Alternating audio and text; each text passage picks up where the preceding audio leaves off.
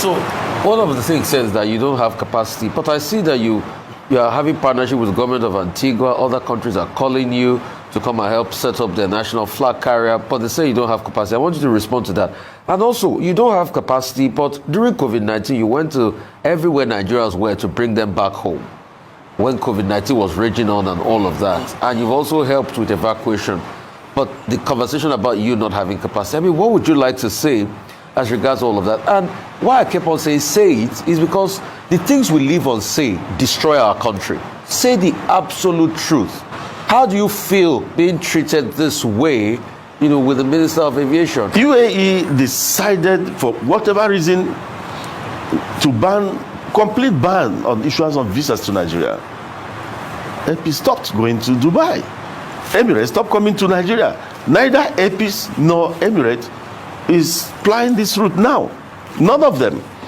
So why should the Minister of Government barefacedly come on television that have this kind of outreach to the world to spoof falsehood because you want to paint the indigenous operators black and blue? Now, he said APIS doesn't have capacity. The same APIS, when the entire world shut down during the lockdown in 2020 because of COVID-19, APIS went to China on 3 occasions, bringing back Nigerians. That is a 14-15 hours non-stop flight, deploying our 777s to go to bring Nigerians back to their homeland proudly 3 times. Yet APIS doesn't have capacity. APIS went to India 12 times, bringing Nigerians. Most Nigerians that went to India didn't have money to even pay Ethiopia to bring them back. I deployed my jets. APIS deployed our jets. We went there, and those we brought back later put it in a newspaper to thank us. We brought them back to their country free of charge with 12 sorties to India. Yet APIS doesn't have capacity. APIS went to Thailand, brought Nigerians back. APIS doesn't have capacity. APIS went to Malaysia, brought Nigerians back. APIS doesn't have capacity. APIS went to Indonesia, brought Nigerians back. They don't have capacity. In Malaysia, Indonesia, Nigerians went to the embassy, almost attacked everybody because they were stranded. APIS deployed, went there and brought them back. APIS went to South Africa during COVID, brought Nigerians back. APIS also went to England, to the UK, brought Nigerians back, went on a second one. The UK authorities said, oh no, you don't come again. They cancelled whatever they gave us, the permit they gave us. I paid for Nigerians, I hired a European carrier to bring them back. The federal government of Nigeria praised APIS for doing that, for love of country. We did others. We don't have capacity. During the xenophobic attacks, Nigerians were being killed. Nigerian shops were being raided. Nigerians were being dehumanized in South Africa. I felt bad. He had told some people that, it was a public stunt. Which kind of public stunt? This is how I've been. I have to be proud of myself, if not said, in this country. Without Onyema, maybe Boko Haram would have been a child's play. What happened in Niger Delta? I brought up myself. I initiated the program with my own funds, brought the entire University of Rhode Island Center for Nonviolence and Peace Studies, paying hundreds of millions, bringing the entire faculty here to train and transform militants with my own money. I was doing it for several years, from 2005 to 2008, until Yaradua came and asked me, who is this Onyema? I have a security report that this guy is decimating militancy, and they brought me. The rest is history today. I've always contributed to the well-being of this country, and all I get from some government officials as this kind of thing, they do all sorts of things, fight you from different angles, and this is what is happening. Yet we don't have capacity. APIS doesn't have capacity. We deployed our 777s, went to South Africa, rescued Nigerians during the xenophobic attacks. On 2 occasions, Nigerians walked tall during that period. Nigeria as a nation was respected worldwide for what APIS did on their behalf. Nigerians felt proud. You needed to see. Why did I break down inside the plane when they arrived?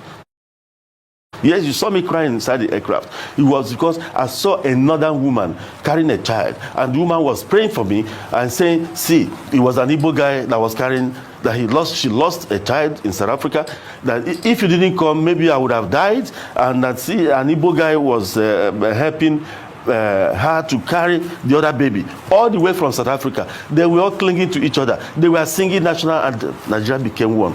This is what we are using APs to do in the country. It's not about money.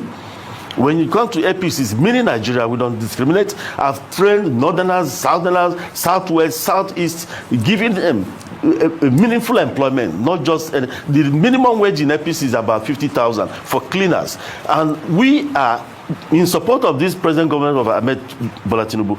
We address our staff. We told them, support this removal of subsidy. We are going to support you. And beginning this month, we are going to dish out palliatives to our staff in support of the government. This is what we've been doing. And the Minister of Government came out there and said, we don't have capacity. And we did all this. And recently, we deployed to Sudan. We deployed to Sudan to bring back Nigerians free of charge. Yet we don't have capacity. Where was Ethiopia? Did Ethiopia do that? I'm going to come to Ethiopia. Ethiopia wanted what they are doing now with the national carrier. They wanted to do it with me for love of country. I turned it down. April 10, 2019, in a letter. They came to me. They wanted APs to collaborate with them. They took us to Addis Ababa. We signed MOU. And they said in the MOU, we need to push out Gulf carriers. I said, no problem. Mind you, I'm very proud of what Ethiopia has achieved as an airline. They're the pride of Africa. I like what they've achieved, no doubt. So we tried to collaborate. Then when we got to the nitty-gritty of the meeting, what they wanted was to come into this place, do local flying, then use Epis Cosign to fly the whole world, about 150 basa, while paying me royalties, paying Epis royalties. I said, where does I would have been getting millions of dollars, and one of them joked, Alan, you don't need to be buying planes again, nothing. I said, where does this leave my country? In the letter I wrote to them, I said, where does this leave my nation, Nigeria? You will destroy the jobs in Nigeria. You will kill the other airlines. No, sir, please. You will kill the other airlines in Nigeria. And Epis will be growing. Airline and Epis will be swimming in millions of dollars. So we rejected it in a letter. It's documented and it's in court today. So for people saying that we are afraid of competition, if I was afraid of competition, I had them on a platter of gold. I would have taken it, that offer, and I'll sit down. Okay. Mr. Onyema, we have just about 3 minutes.